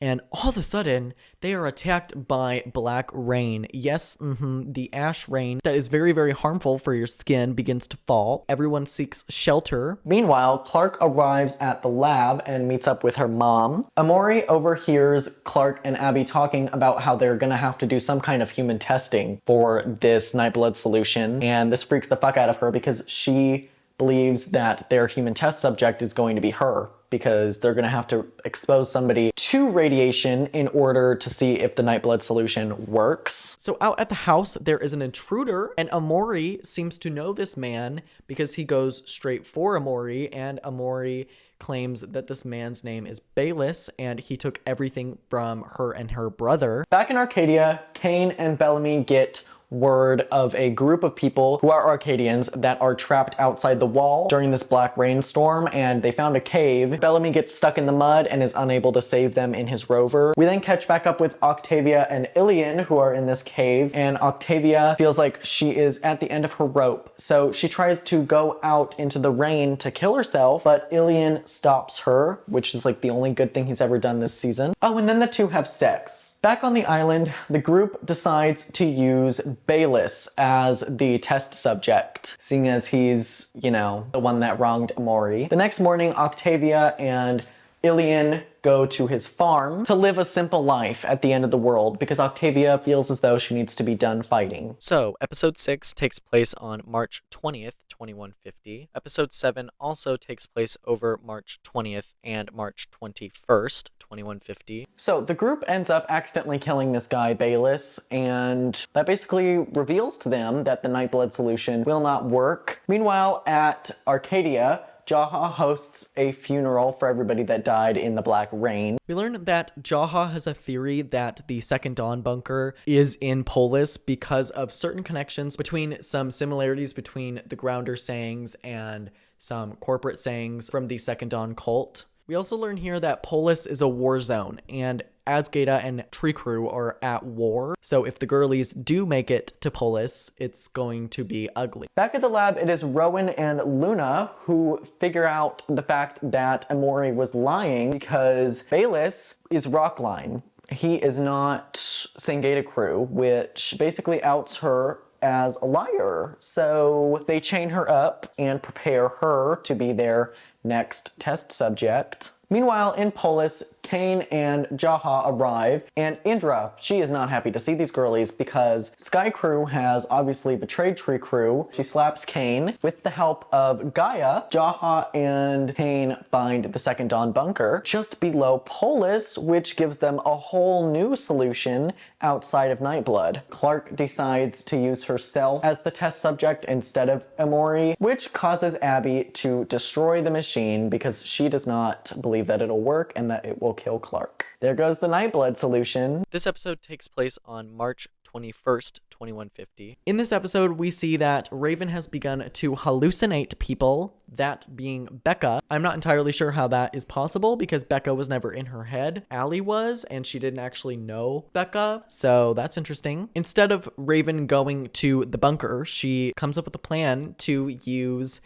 a suit to go up in space using the rocket to spacewalk because that's Raven's favorite thing of all time. She's not going to try and ride out the radiation. She's just going to go up into space and spacewalk and then die because she feels broken, I guess. So it's a few days later now. Octavia and Ilian have been living on his farm for a few days now. We see everybody in Arcadia packing for Polis because they found the Second Dawn bunker and are deciding to share it with Tree Crew. Clark and Rowan have absolutely no idea that this is going on though, so when they get to Polis, Rowan is attacked, but then saved by Echo, and Sky Crew is again locked up by Azgeda. Clark then reveals to Rowan that she had no idea this was even going down. So this whole episode, everyone is just fighting over this fucking bunker that they found. In this episode, we also see Jasper and Harper refuse to leave because they're both suicidal, I guess. I don't know why Harper is suicidal. This makes Monty upset. Obviously, it's his best friend and his girlfriend who have decided to kill themselves, essentially. And so they stay in Arcadia and party it up. So with this, we see that Clark, she asks Gaia to put the flame in her head, and the Grounders, they do not react to this well. Clark's ascension fails, and then Indra and Rowan agree that they need to, instead of going to war, hold a conclave, a final conclave to determine who is going to be taking the bunker for themselves. We see Miller and Jackson rescue Murphy and Amori and take them to Polis, while Raven decides to stay behind and work on her little suit rocket situation. Oh yeah, we catch up with Octavia, who's been living with Ilian in his village, and basically she decides that this life is not for her. She is attacked by one of the villagers, and she ends up killing this villager. She's a warrior, not a farmer, so she heads to Polis. Octavia arrives in Polis and proclaims herself as Sky Crew's champion for the upcoming conclave. So in this conclave, we learn that each clan gets one champion, I guess, to fight for them. It's a little bit like the Hunger Games, if I'm being honest with you. The last one standing, basically their clan takes the bunker, which is a slayful little concept. It's kind of iconic, if I'm being honest with you. The next episode is my favorite episode this season, maybe in this show. So episode 9 takes place on March 25th and 26th of 2150. So episode 10 is one of my fucking favorite episodes. This is an Octavia-centered episode. She absolutely devours this episode. We learn that Octavia, Ilian, Rowan, and Luna, for some reason, are the girlies that are fighting for their clans. Luna for Flow Crew, aka No One, because Flow Crew is extinct now, which is such a character assassination. See, during this like Hunger Games-esque battle, we see Rowan killing the Tree Crew warrior, which basically makes it so that nobody in Tree Crew is going to survive, which is really unfortunate because most of our girlies are in Tree Crew. Bellamy sees Echo on the battlefield, which she's not a part of this conclave, so she is out killing people for Rowan, so Bellamy sneaks onto the battlefield to expose Echo, but this is also risky because Sky Crew could be disqualified as well. Oh my gosh, and during this, Echo shoots Ilian in the neck, and Octavia has to mercy kill him. So Bellamy arrives to attack Echo, and these two are like arch nemesis at this point. He basically threatens to expose her, and then Rowan arrives and threatens to kill Bellamy, but then realizes that he was only trying to stop Echo. He then decides to banish Echo,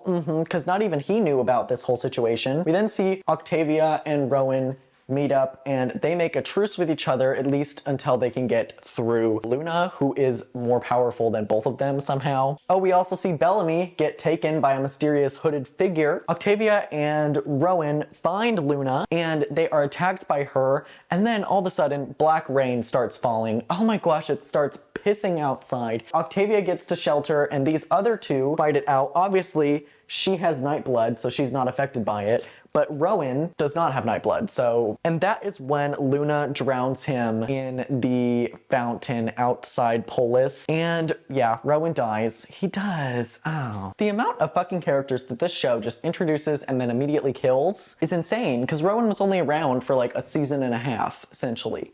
Which is crazy, because you feel like he would be around longer, because he did make a good impact on the show. Rest in peace, sir. We then get the final showdown between Octavia and Luna, where Octavia ends up coming out on top, and she kills Luna, which then makes her the champion. So Octavia returns to the throne room to claim the bunker for Sky People. However, she decides that she is going to share the bunker for everybody equally with every single clan, with each clan getting 100 spaces to fill. However, Clark and Jaha have taken it upon themselves to seal the bunker themselves with all 500 Sky Crew in it. So these fuck-ass bitches literally stole the bunker, and keep in mind, Kane, Bellamy, and Octavia are left out. And Abby did not know about this, but Clark was somehow okay with it. Oh yeah, by the way, Jaha was able to slip out and kidnap Bellamy. That's why Bellamy got kidnapped. It was actually Jaha taking him in because they had already stolen the bunker at that point. There's just always going to be something. There's just always going to be something to piss the grounders off. Episode 10 takes place on March 28th, 2150. So from inside the bunker, Jaha allows Bellamy to radio Octavia, and Octavia lets them know that, yeah, she won, so there was no need to steal the bunker after all. Then she reveals to the girlies that she's gonna try and buy them time, but they need to fucking fix this and open the bunker because it can only be opened from the inside. We learn that Raven has started to hallucinate Sinclair. He's like the good devil who's trying to tell her that going to space is a bad plan and that she just needs to get rid of this extra code in her mind. Somehow, I don't know how this makes any fucking sense. I am not a doctor, so I don't know if this is genuinely like a real thing that you can do, but she basically stops her heart by going underwater in like an ice bath. Then she shocks herself back to life, I guess, and all of a sudden the code is removed from her brain. I guess in this show's excuse, she's fine now. There's no more seizures because the code is gone out of her mind. We're just gonna pretend like it makes sense. So we get this scene where Jasper is at the end of his rope and he's taken enough Joe BT to do him in, and Monty is still holding on to hope that Jasper is going to live through the apocalypse. However, Jasper then decides to say goodbye to Monty, and it's a really sad scene, especially because I used to like Jasper as a character and then they completely ruined him in the last 2 seasons. I think having him go down the dark path was interesting enough, but then they didn't have him do anything They literally just had him complain about Clark being alive and Clark killing his girlfriend for all of season 3. And then in season 4, it's essentially just him being a comic relief character again. And it's just, I'm honestly glad that they killed him off because I feel like they just had completely assassinated his character. But it is an emotional scene to see Monty saying goodbye to his best friend. I would say that is a better performance from Jasper than in all of season 4. I'm not a huge fan of like the comic relief bullshit that they were pulling with him in the first part of the season. And then Harper decides to stay with Monty. They both try to leave with their hazmat suits on. Abby ends up breaking Bellamy out, and together they try and open the door for Octavia. However, Clark, oh my gosh, this is such a stupid fucking decision for the writers. Why? Clark takes her gun out and tries to shoot Bellamy, but then realizes that, you know, she can't shoot her best friend. So she lowers her gun and lets Bellamy open the door, and all the Arcadians are like pissed about this, specifically Jaha. Episode 11 takes place on March 29th, 2150. Abby sends the group of Clark, Bellamy, Murphy, and Amori to go rescue Raven at the island, and they are followed by Echo, who wants a spot in the lighthouse bunker because she overheard Murphy talking about it. Meanwhile, back at the bunker, Abby and Kane have decided to hold an equal fair lottery to decide who's going to live and die,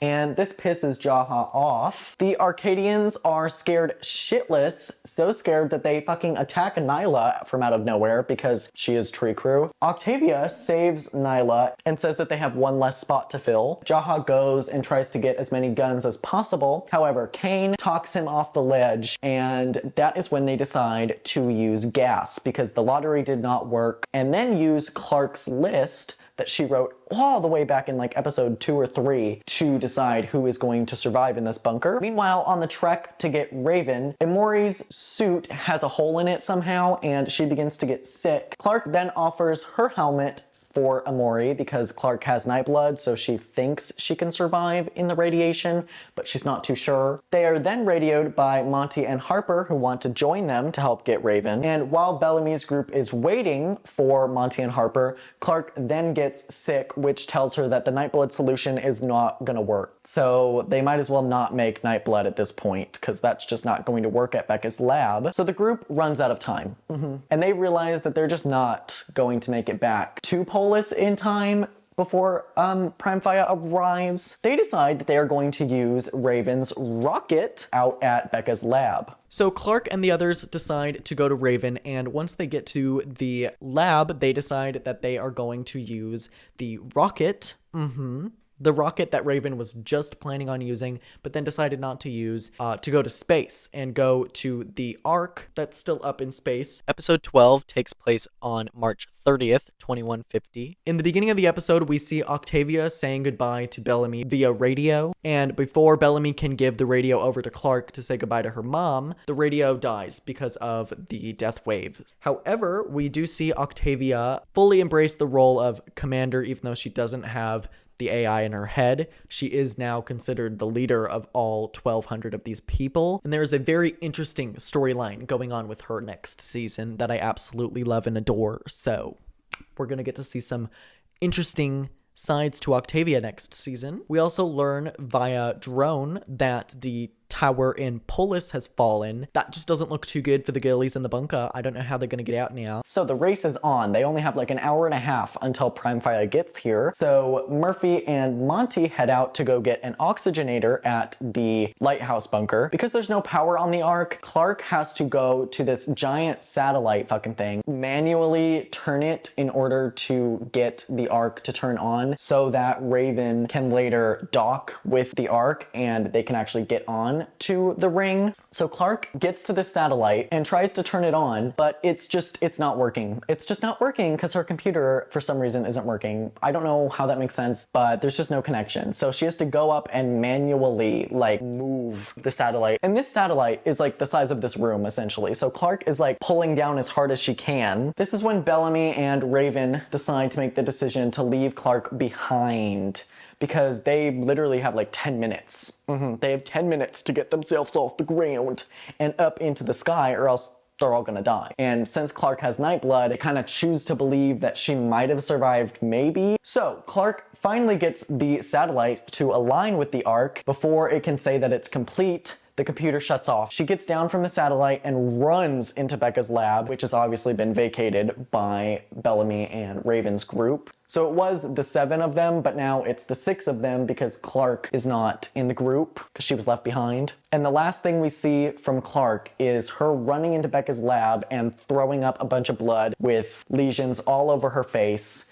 And then it cuts away. And we cut to the Ark where the girlies all supplement oxygen. Monty and Bellamy are able to hook up the oxygenator, which allows them to breathe. Raven and Bellamy look on to the irradiated planet now that they are back on the Ark. And they both mourn Clark because they believe her to be dead. But yeah, so for the next 5 years, everybody is going to be separated. So if you couldn't guess, based on the fact that they've been dropping clues about the fact that this apocalypse is going to last 5 years, there is going to be a giant time jump between this season and the next one. So we get a small little scene at the very end of this season. The episode's almost over and we get a very small scene. And on the screen flashes 6 years and 7 days later. Oh my goodness. The girlies were shook. Everyone moved, essentially, because we've just come off of a 3-month hiatus from seasons 2 to 3, and now from seasons 4 to 5, there is a 6-year time jump and 7 days. But 6 years is a long time, babes. I was expecting 5 years, which is still a lot. But we see Clark has survived.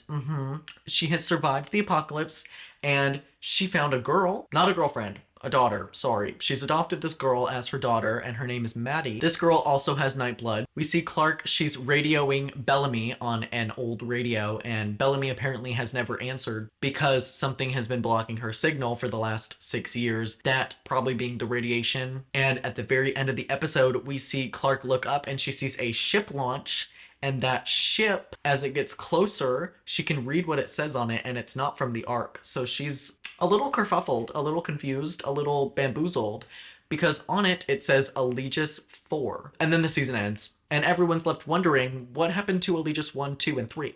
And we'll catch up with all the girlies next season. And finally, episode 13, Prime Fire, takes place on March 31st, 2150, which just so happens to be 200 days since the 100 have landed. And the flash forward takes place 6 years and 7 days after that, that being April 7th, 2156. So this is the state of the board after season 4. There weren't many new factions introduced in seasons 3 and 4, but there were some new characters here and there. Overall, when we get into seasons 5 and 6 and 7, in the last part of this series, there's going to be a lot more new factions, and we're going to get to know so many new points of view. But for seasons 3 and 4, they were kind of tame with the new characters. I really think that the series works if you think about it in the way that, like, the first 2 seasons work together in the sense that they are about just discovering this new world, finding out what challenges there are to face. And then seasons 3 and 4 are kind of like, let's make peace with the Grounders and let's stop fucking up with them and getting our own fucking affairs in order, Mr. Pike. Seasons 5, 6, and 7 explore way different things, like just way different things, which we will get into in part 3, the final part of this series. Anyways, I am gonna get going. I hope you guys enjoyed this video. I will see you guys in the next one. Bye!